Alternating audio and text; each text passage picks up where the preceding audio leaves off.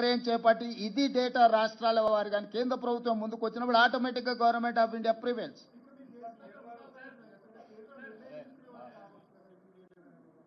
ఇప్పుడు వృధా కాదు, దేశానికి ఉపయోగపడ్డదని మేము చెప్తున్నాం. రోల్ మోడల్ తెలంగాణ అని ఎందుకు చెప్తున్నాం? 100 సంవత్సరాల నుంచి ఎవరు చెయ్యలేని పనిని ప్రక్రియను తెలంగాణ రాష్ట్ర ప్రభుత్వం చేయడం ద్వారా చెయ్యడానికి ఏ విధి విధానాలు ఉండాలి, చేయడం వల్ల వచ్చే ప్రయోజనం ఏంది, చెయ్యకపోతే కలిగే రాజకీయ పార్టీలకు నష్టమేంది తెలిసింది. కాబట్టి ఈరోజు తెలంగాణలో సేకరించిన సమాచారం దేశానికి ప్రయోజనం చేకూరింది. కాబట్టి ఇవాళ దేశానికే రోల్ మోడల్గా నిలబడ్డం మేము. తెలంగాణ మోడల్ దేశానికే రోల్ మోడల్.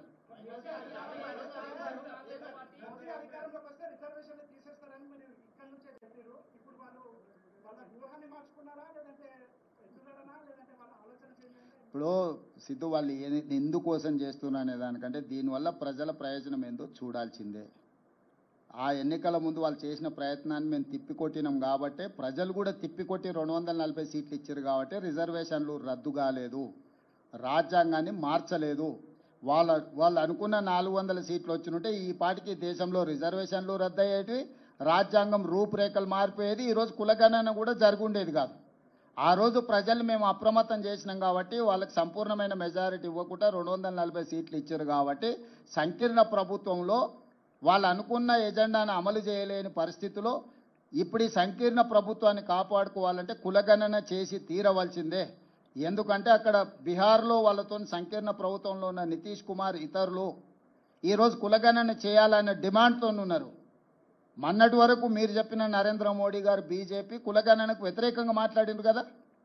రాజ్నాథ్ సింగ్ గారు అఫీషియల్గానే చెప్పిండు, సుప్రీంకోర్టుకి చెప్పిండు మేము చెయ్యము అని, అఫిడవిటే ఇచ్చిండు. ఎందుకు మారింది?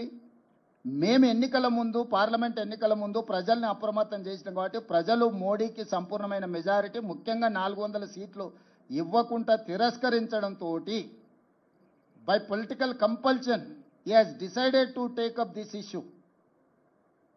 సో మేము ఏదైతే ప్రయత్నం చేసినామో రాహుల్ గాంధీ గారి భారత్ జోడో యాత్ర దేశ ప్రజలకు ఉపయోగపడ్డది. ప్రతిపక్షం, మేము పాలకపక్షం వస్తే నిర్ణయాలు చేస్తాం, ప్రతిపక్షంలో ఉంటే ప్రభుత్వాన్ని ఒత్తిడి చేస్తాం. ఇదే కదా ప్రజాస్వామిక స్ఫూర్తి. మా ఒత్తిడితోని ఈరోజు కేంద్ర ప్రభుత్వం ముందుకు వచ్చింది, అమలు చేస్తుంది.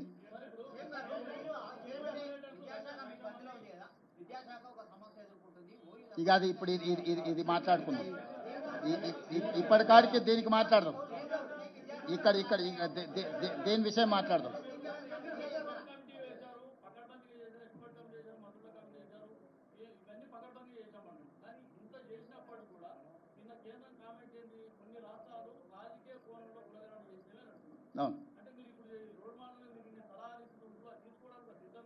కొన్ని రాష్ట్రాలు అంటే బీహార్ లాంటి రాష్ట్రం వాళ్ళ ప్రభుత్వం ఉంది కదా, నితీష్ కుమార్ చేసిన దాన్ని కోర్టు తప్పు పట్టింది కదా. వాళ్ళ గురించి వాళ్ళు చెప్పుకుంటే ఎన్నికల్లో నష్టం వస్తుందని బీహార్ను పరోక్షంగా కోర్టు చేసిండు Ashwini Vaishnaw. It is not for Telangana. Yes,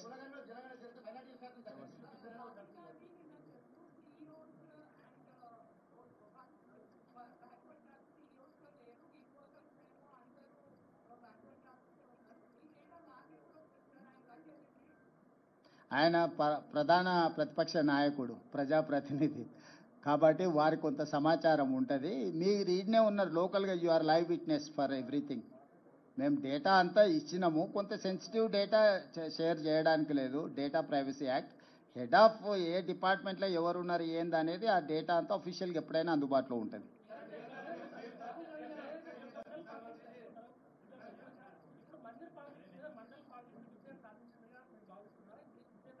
ఇప్పుడు జనగణనలో కులగణనే ఎత్తుకుందాం, అది ఒక్కదాన్నే ఎత్తుకుందాం మనందరం కలిసి.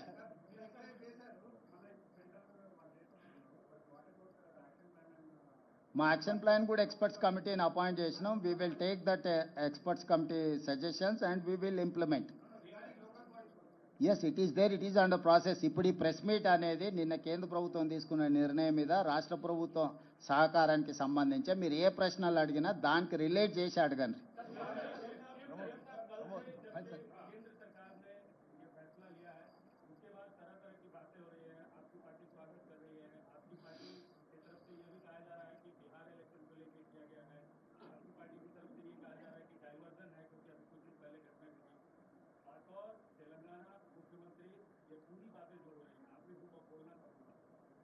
क्या सोचते हैं पूरे डिस्कशन में, ये सही हुआ है, गलत हुआ है, और जो दो बातें कही जा रही हैं आपकी पार्टी की तरफ से, डाइवर्जन एंड बिहार चुनाव को लेकर, उस पर क्या कहेंगे?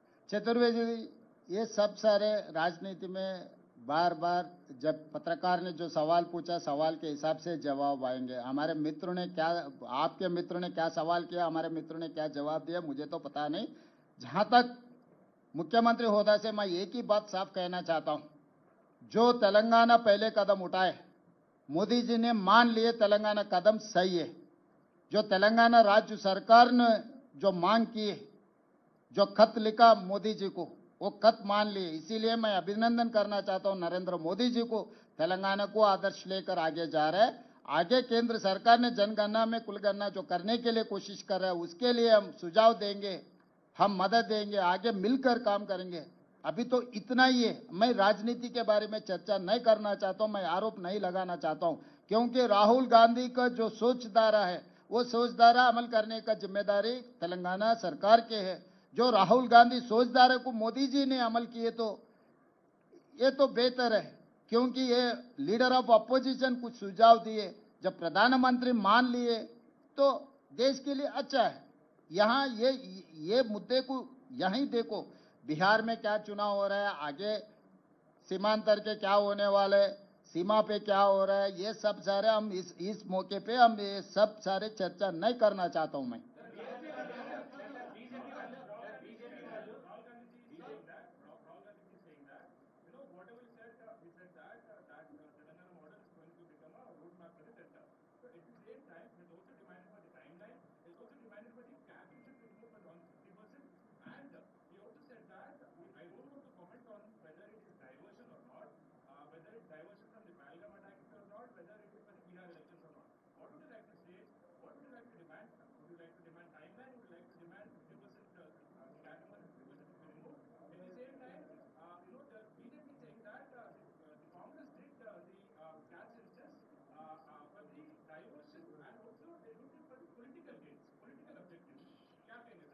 भाई ये अभी मैं वही बोल रहा हूँ ना, इन लोगों को पता नहीं है मोदी क्या सोच रहा है, किसको फॉलो कर रहा है। ये छोटे छोटे लोग ये गलियों में कुछ ना कुछ कहते रहते हैं। किशन रेड्डी, संजय जी जो कह रहे हैं, आपको ज्यादा ध्यान मत दो, क्योंकि केंद्र सरकार में क्या हो रहा है, मोदी जी क्या सोच रहा है, मोदी जी किससे मिल रहा है, किससे सुझाव ले रहे हैं, इन लोग बच्चों को कोई पता नहीं है। सो ये बच्चों के बातों में हम नहीं पढ़ना चाहता है। जो केंद्र सरकार ने जो काम कर रहा है वो सही किए तो हम लोग सही काम को हम पहचानेंगे। राहुल जी कल he has appreciated Narendra Modi and union government. Once my leader is appreciated union government, then there is no point to going back. आशीष,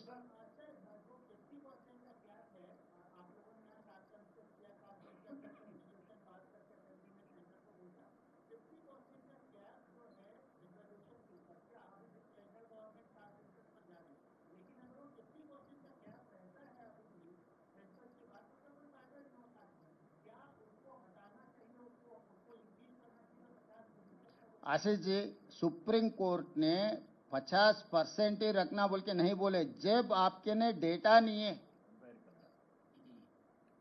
जनगणना में कुलगणना नहीं किए, जब आपके ने डेटा नहीं है तो आप 50% के आगे कैसे जाएंगे, ये सवाल किया था। जब तक आप ये काम नहीं कर सकते उसको बढ़ा नहीं सकते। ईडब्ल्यूएस में 10% बढ़ा दिया, अभी 50% होके 60% हो गए। आगे ओबीसी के लिए जो करना है, हम लोग जो 42% रेजोल्यूशन पास किए, जब ये पूरा इकट्ठा होकर अगर डेटा मिले ना, डेटा मिल गए तो काम खत्म। वहीं से अब रिजर्वेशन बढ़ाने का काम शुरू हो जाएंगे। इसीलिए पहले ये काम करो। पहले अभी किसी को इलाज करना बोले तो पहले एक्सरे लेना, तो ये एक्सरे है इलाज करने का।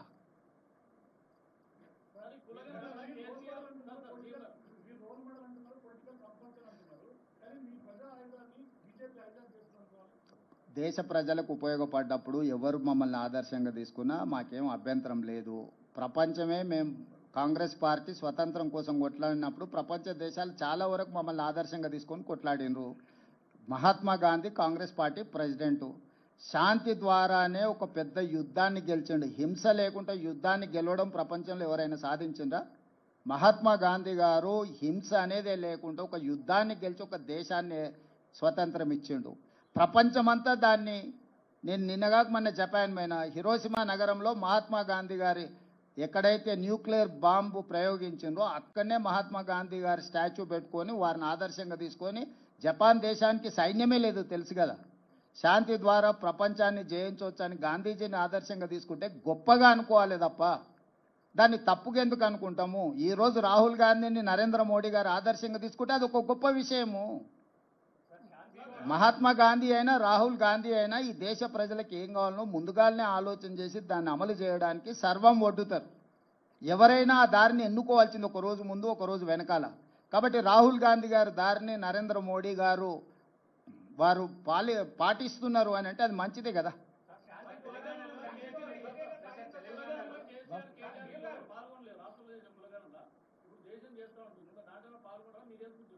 నేను అనేది ఏంటంటే లేనోడు లేనట్టే, ఎందుకయ్యా మనకి చర్చ.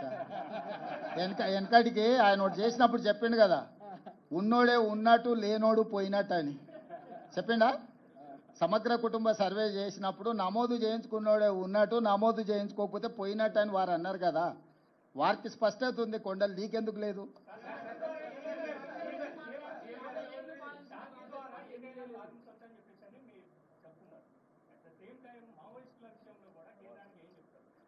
అవన్నీ మొన్ననే చెప్పిన, చర్చలు చేస్తున్నాం.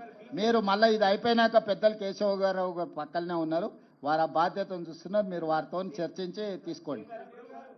కానీ ఎక్కడైనా మా ప్రభుత్వము మా పార్టీ హింసకు వ్యతిరేకము. హింస రాజ్యము చేసినా, హింస సామాన్యులు చేసినా, హింస సంఘాలు చేసినా హింసకు మేము వ్యతిరేకము. హింస జరగొద్దు, చర్చలు జరగాలి. ఎంత పెద్ద సమస్యకైనా చర్చలే పరిష్కారం అని విశ్వసించే పార్టీ సిద్ధాంతం మాది. కాబట్టి ఏ దానికైనా చర్చలే పరిష్కారం, చర్చలు చేయాలన్నదే మా ఆలోచన. కాకపోతే అధికారికంగా మా కేంద్ర పార్టీతో కూడా మాట్లాడి నిర్ణయం తీసుకుంటాం. ధన్యవాదాలు. Okay, thank you.